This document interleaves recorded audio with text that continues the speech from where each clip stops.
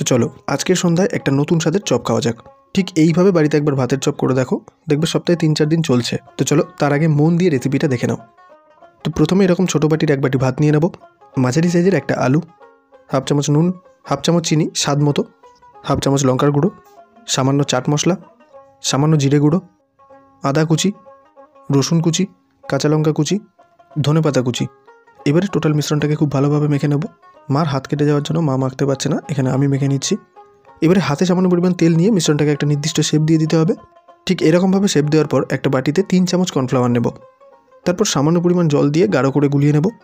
এবারে কর্নফ্লাওয়ার গোলাতে একটা কাঁচা চপ নিয়ে নেব, তারপর বিস্কুটের গুঁড়োতে মাখিয়ে নেব, মানে একটা চপকে ডবল কোট দেবো।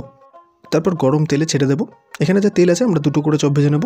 তারপর একে একে চপগুলোকে ভেজে নিলেই কিন্তু তৈরি হয়ে গেল আমাদের গরম গরম ভাতের চপ। তাহলে আজকে এই চপটা বাড়িতে বানিয়ে ফেলো, তারপর কেমন লাগলো অবশ্যই কমেন্টে জানিয়ে দেবে। সকলে সুস্থ থেকো, ভালো থেকো।